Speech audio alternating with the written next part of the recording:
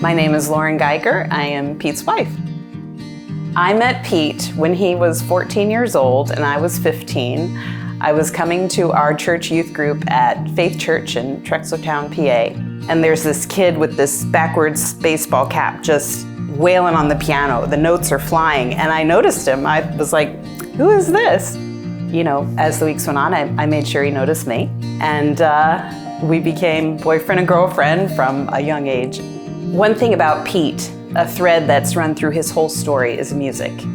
Having majored in music in college, his plan was to be a professional musician. So that was the plan. We married young at 21, prior to his final year of college. And when he graduated, he started touring with the band, and he realized that that just wasn't the life for him. He wanted something closer to home. So I remember asking him, I said, if you couldn't be a touring musician, what would be the next best thing? Almost without hesitation, he said, I'd like to learn to work in a recording studio. So we said, okay, that's what we'll do. So being young and in love with not very many possessions, we picked up and moved to Florida. While Pete was at Full Sail, he had a lab technician who worked at Northland Church in Longwood. And Pete had an opportunity to accompany him to the church, check things out. And one thing he saw right away that Northland had was a Hammond B3 organ. And there are a few things Pete Geiger loves more in life than a Hammond B3 organ. So he got to play it, he got to meet the staff, he got to just experience services there, and he really felt like he was home.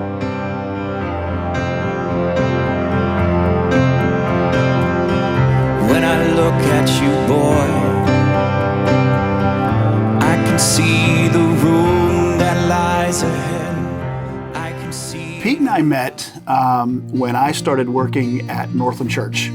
Our first real conversation happened on a 3-hour cruise on the river ship Romance. And he and I ended up standing at the rail of the ship for about 3 hours. It was a titanic moment.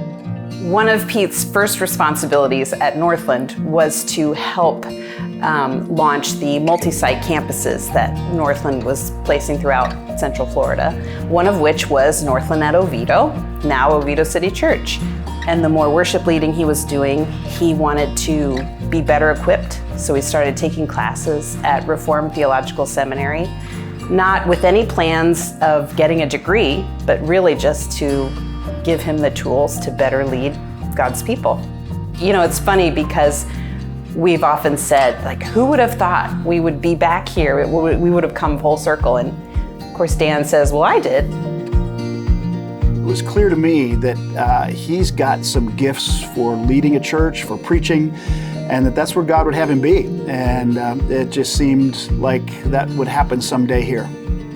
It's been really fun to watch how Pete has grown and just engaged in more ministry. I mean, we started out and he was playing keyboards and leading a worship team, but to see over the years him engage more and more in speaking, in teaching, that has been wonderful to see. But also just to see him continue to learn and grow in his understanding of who the Lord is and his understanding of how to communicate that with people.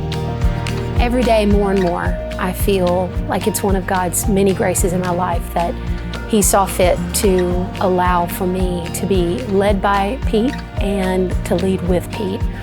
And the creative process here in my ministry has been flourishing and more bountiful than it really ever has been in my ministry. I feel like I have a partner in worship.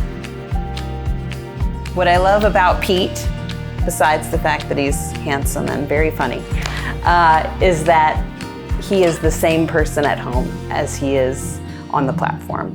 And I can say that with absolute assurance. When he preaches, he is preaching to himself. And you'll often hear him say, you know, you need this, I need this, you do this, I do this. He's always applying the gospel to his own heart because he has to absorb it. He has to metabolize it every day if he is going to lead well. And he does that. Moving into the future, it's obvious that Pete is the right guy to lead us and to be the pastor for us. Every time he is called to step up into another role, he shines and just demonstrates things that maybe people didn't even think were there.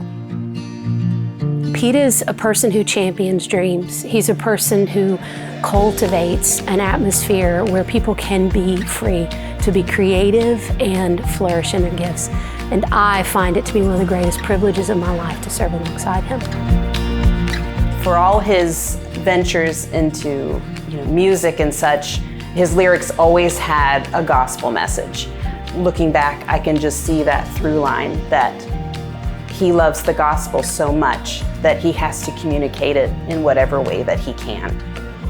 It's just really exciting for me to see, after so many years of ministry and so many years of being mentored by Dan and benefiting from his leadership, his discipleship, to watch Pete step into this role of lead pastor and still working together and just moving forward to spread the gospel and to make disciples.